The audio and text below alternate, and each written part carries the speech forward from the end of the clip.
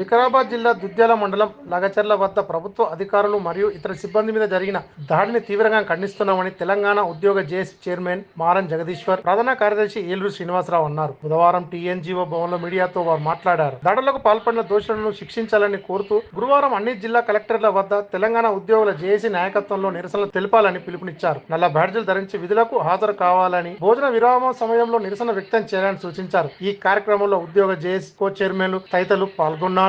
ఒక జిల్లా కలెక్టర్ వారి యంత్రాంగాన్ని తీసుకొని ప్రజల వద్ద పోయి ప్రజల సమస్యల పరిష్కార మార్గంగా ప్రజా సదస్సు పెడితే అక్కడున్న కొందరు రైతులతో కలుపుకొని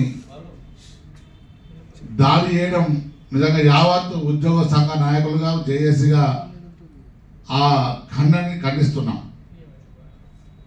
ఈ దాడి అది ఉద్యోగుల మీద దాడి లెక్క లేదు, ప్రజాస్వామ్యం మీద దాడిలాగా అభివర్ణిస్తున్నాం.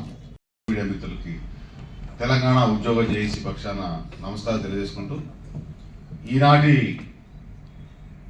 యావత్ తెలంగాణ 10 లక్షల ఉద్యోగుల, అదేవిధంగా 206 సంఘాలకి ప్రాతినిధ్యం వహిస్తున్న తెలంగాణ ఉద్యోగ జేఏసీ పక్షాన అత్యవసర కార్యవర్గ మీటింగ్, ఎగ్జిక్యూటివ్ మీటింగ్ పెట్టుకొని మొన్న జరిగిన 11/11/2024న వికారాబాద్లో జరిగిన దుర్ఘటన ఒక రకంగా అమానుష చర్య.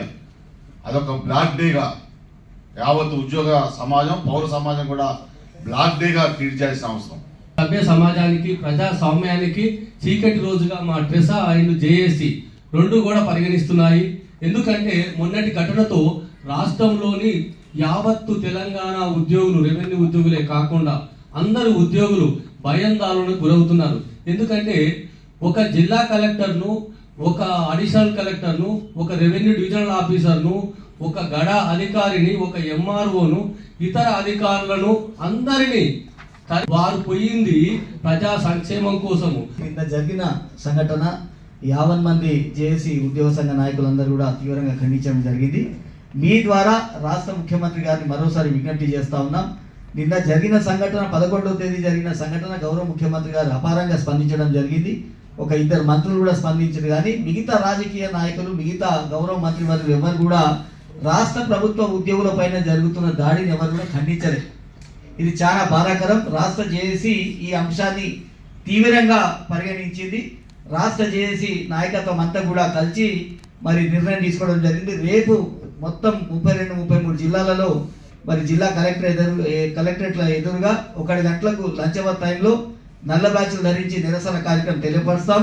ఎవరైతే రైతుల ముసుగులో మరి దాడి చేయడం జరిగిందో కలెక్టర్ గారి పైన, అడిషనల్ కలెక్టర్ పైన, ప్రత్యేక అధికారి పైన, అటెండర్ పైన, గన్మెన్ల పైన, డ్రైవర్ల పైన, ప్రభుత్వ చిన్న ఉద్యోగుల పైన, దీన్ని మరి మిగతా ఐఏఎస్ ఆఫీసర్స్ అసోసియేషన్ కూడా ఉంది రాష్ట్రంలో.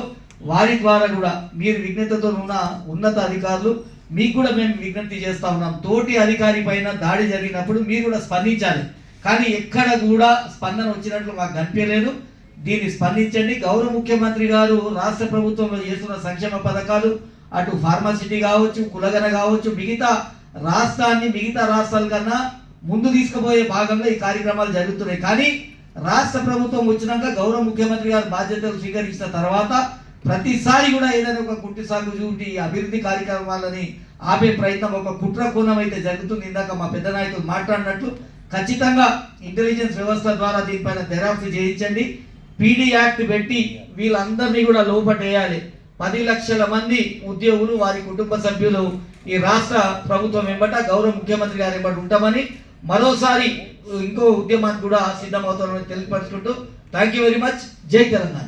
మొన్న 11వ తేదీ లగిచర్లలో జరిగినటువంటి సంఘటన, కలెక్టర్పై, అడిషనల్ కలెక్టరు, రెవెన్యూ అధికారులు మరియు స్పెషల్ అధికారులపై జరిగినటువంటి సంఘటన తెలంగాణ గ్రూప్ వన్ అధికారుల సంఘం తీవ్రంగా ఖండిస్తూ ఉంది. అది అప్పటికప్పుడు జరిగిన సంఘటనగా భావించట్లేదు.